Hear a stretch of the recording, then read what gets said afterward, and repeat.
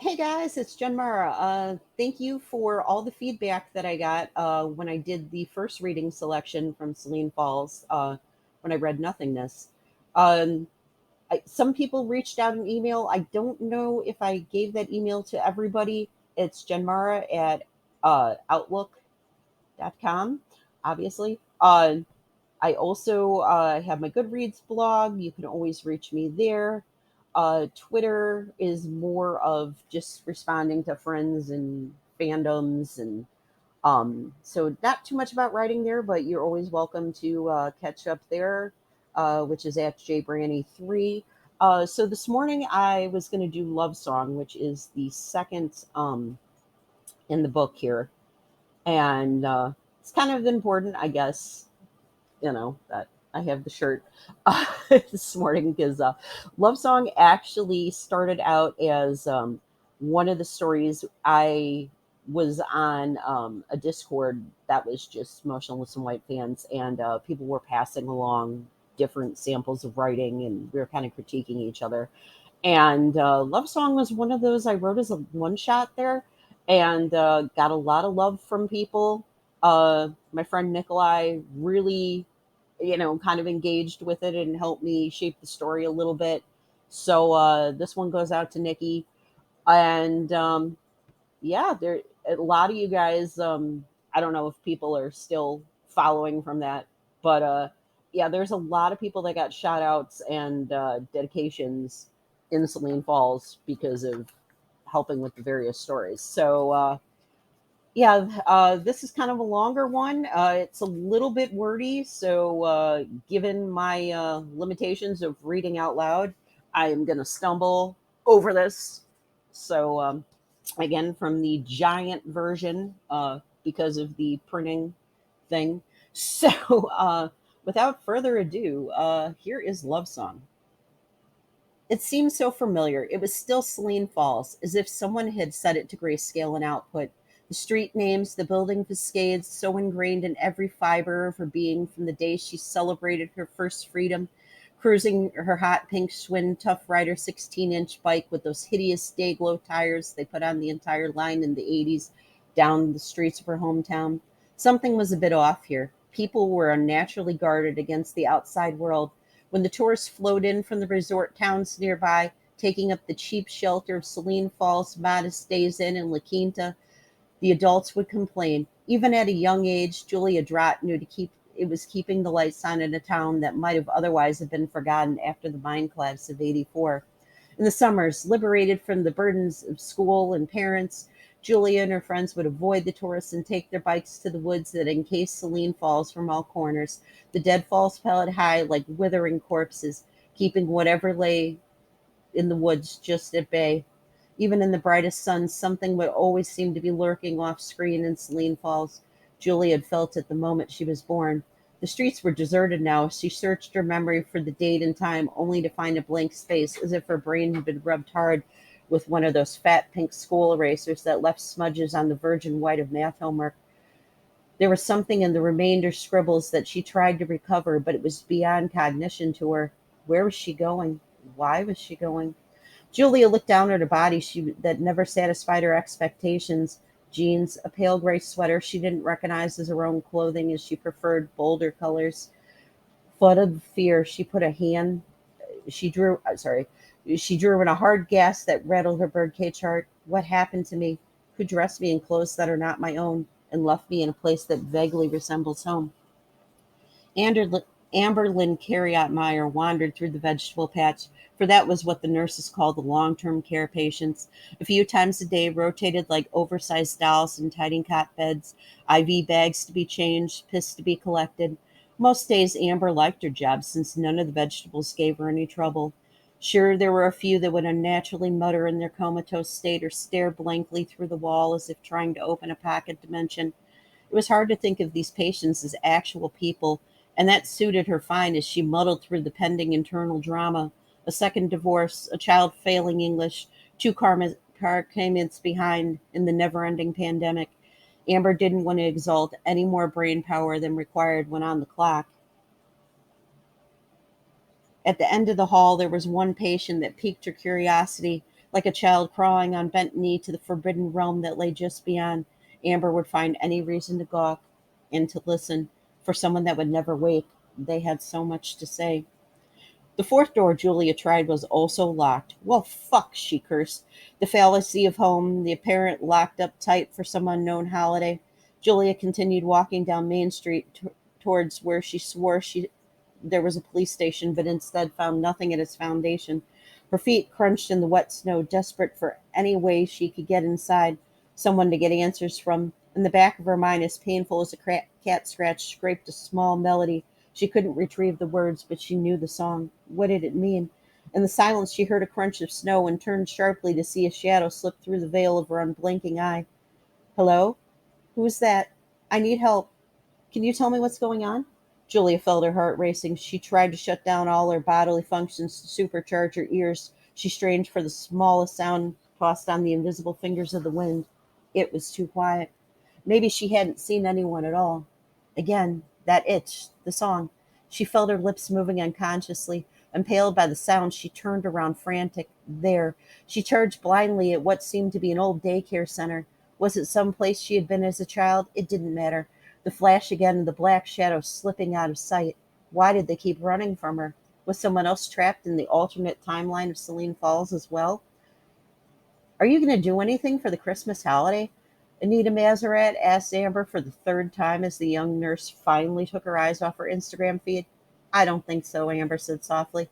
I haven't seen my mother and sisters in so long. I don't see a point anymore, you know. And my dad? Well, who knows what his story is ever since he took up with the lady he met at the off track betting place over on Miller Road. Your life is one big Hallmark movie, Anita said dryly. More like the Sci Fi Channel, Amber said meekly. I keep having the strangest dreams. About that woman they found in the lake? Anita said. I don't get it. Why would anyone be swimming in December? If that was what she was doing, Anita really loved true crime above all else and hoped to meet some cute forensic guy on the prowl for some answers on the hospital grounds. I'd like to believe she was meeting a secret lover or something. Maybe she fell in. Maybe they pulled the two for one and we haven't found the guy yet, Amber must. Well, aren't you a fucking romantic? Julia tossed her dark ringlets from her eyes for a better view. It was definitely someone moving near the door of the daycare center. The light filtered around the shadow, then exploded into a starburst as they moved to the safety of seemingly the only open building in the whole fucking universe. Friend or foe, it really didn't matter at this point. Protagonist in her own story, Julia moved forward on the balls of her feet to make less sound. Static hissed in her ears, deafening and dropping her for the moment, like a sound system had been turned on without any hand to start the music. She felt a stab behind her left eye, like it was about to explode. Hello? Are you there? Please, I need help. Maybe I can help you. Assume the other person is also afraid. That's it. Maybe they need rescuing. Hello?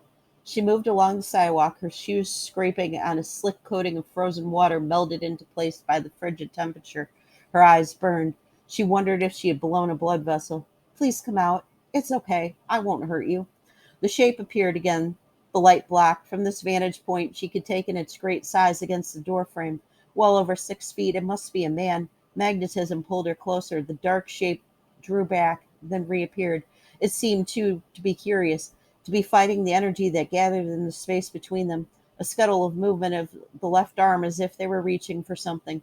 Julia tensed and relaxed. She didn't expect for this man to be gathering a weapon, too delicate in the sweep of the long fingers. She inched forward more.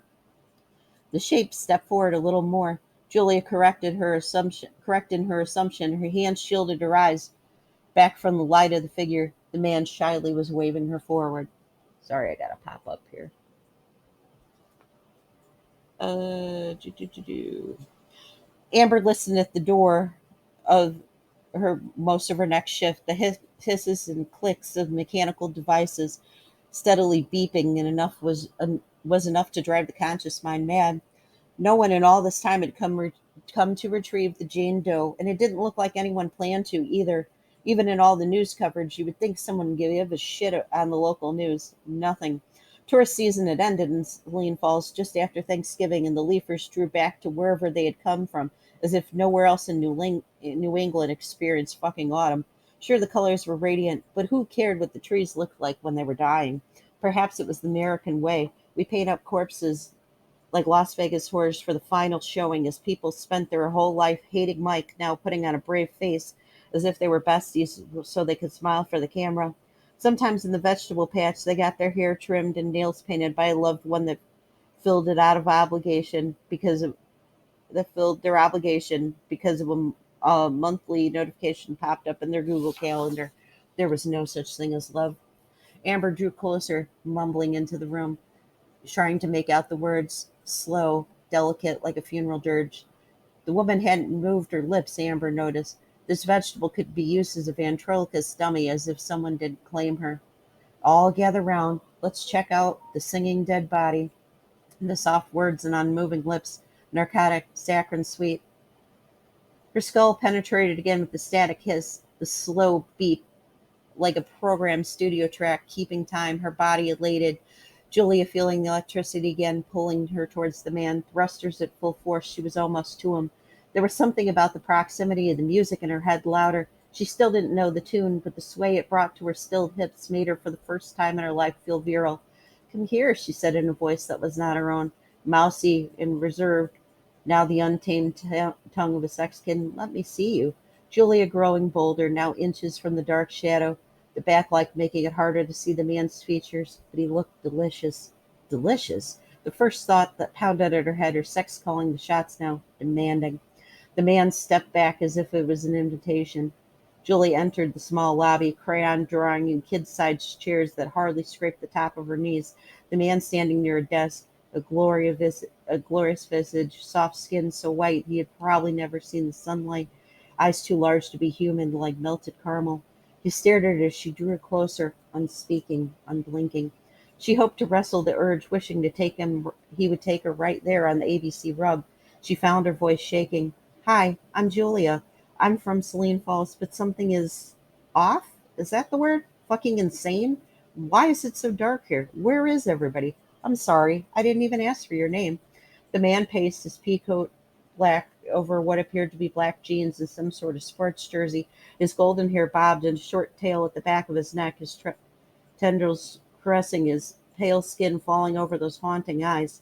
I woke up here. I haven't been here before. I don't know anything about this place.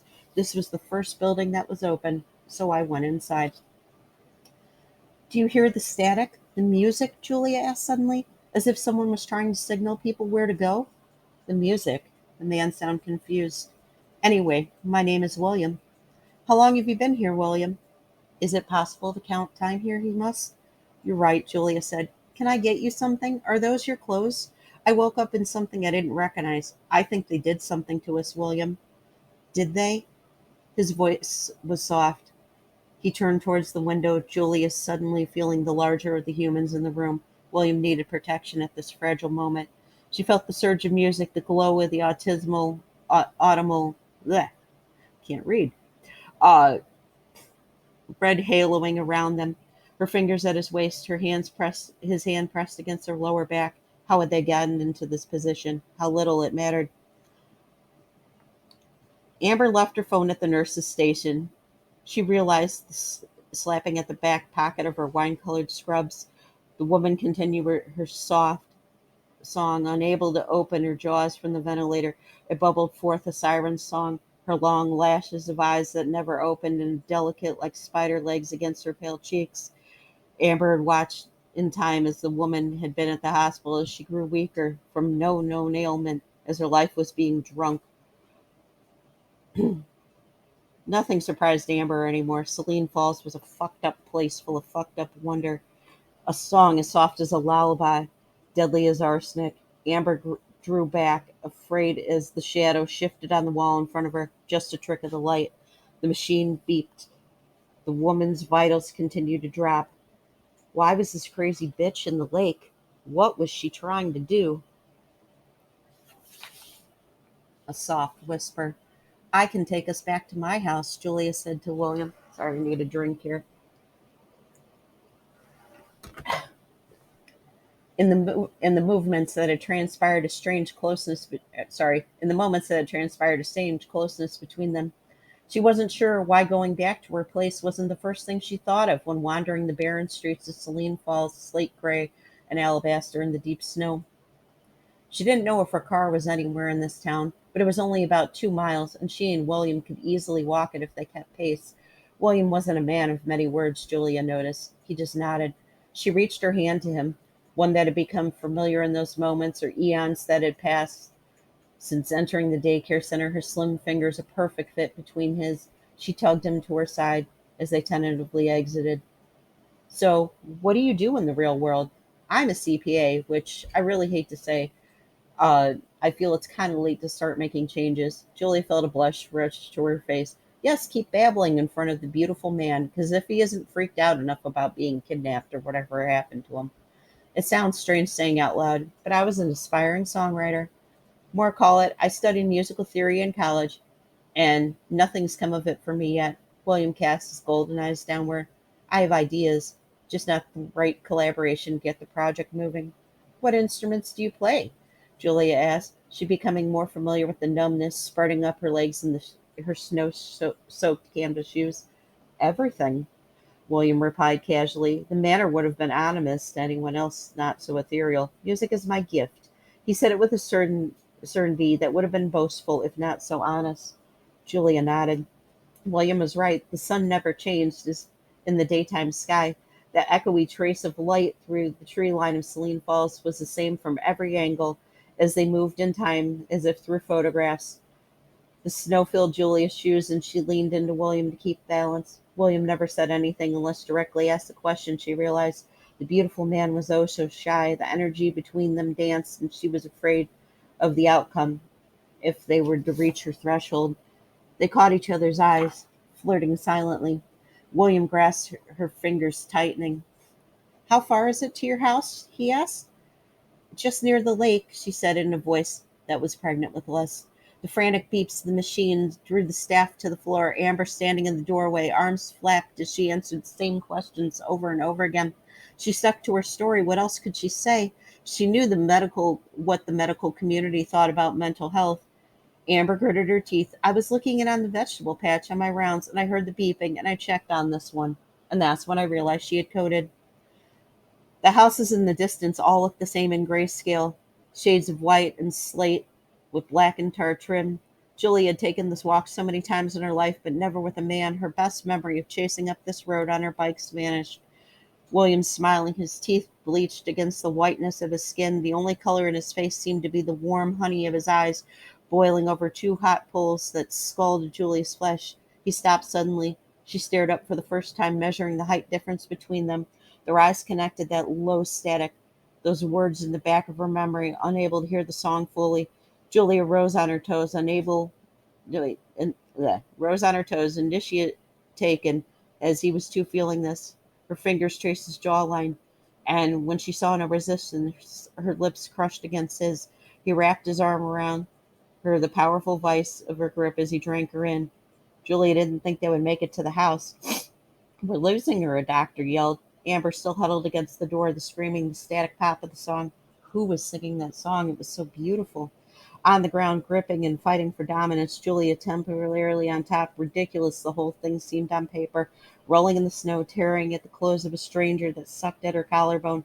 His sharp teeth nipped at her neck, and she cried out in both pain and pleasure. So right there in the snow, then?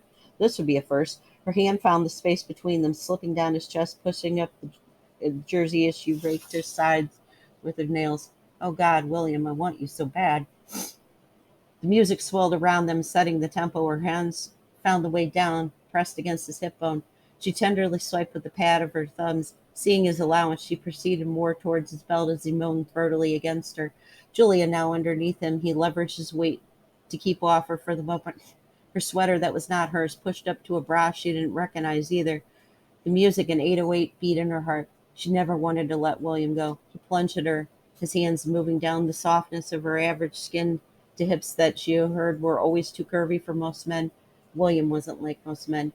He slipped his hands lower, his tongue dancing in her mouth. The sunlight finally began to return to Selene Falls, or maybe it was the elation that Julia felt as the red haloing around them returned to the tree line, the light bouncing off the stark whiteness of William's face, his features on fire. She moaned as he positioned her. She tasted heaven. Amber had seen plenty of patients die in her time. The vegetable patch was full of bodies that never powered back on after the update. This one, Jane Doe rattled her. A woman around the same age. Maybe that's why she felt so familiar. Although Amber didn't recognize her as a schoolmate, she just needed a moment. Nodding to Anita, she grabbed her phone from the nurse's station and headed to the back stairway. The way they took out the garbage. The other set of stairs, how they took out the human garbage. She flopped on a bottom step, the lighter shaking in her hands. It was too quiet here. What should have been afternoon in Saline Falls was too gray even for the East Coast in the snow. Amber's eyes scanned. There wasn't anyone in sight. In the back of her head, a sickly sweet melody. A shadow passed before her, disappearing in a blink. So, one of the questions I've always been asked about that story, basically, starting with my friend Nikki, uh, was he a succubus or a siren? Or could you be both? So, I'm sorry, that is one of the questions I guess I'll leave you guys to ponder, because honestly, the funny thing about it is when I was writing things, I intentionally left a lot of the creature descriptions very vague because I want people to be able to, imagine what they imagine it is, to kind of, be able to fill in, the details of what makes them afraid.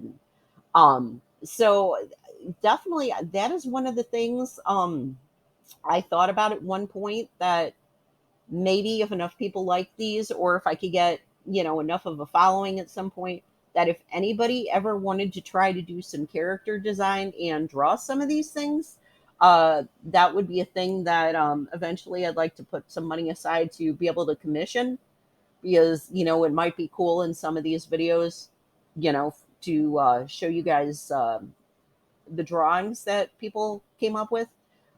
So this has gone on really, really long on this one because, like I said, this was a longer story.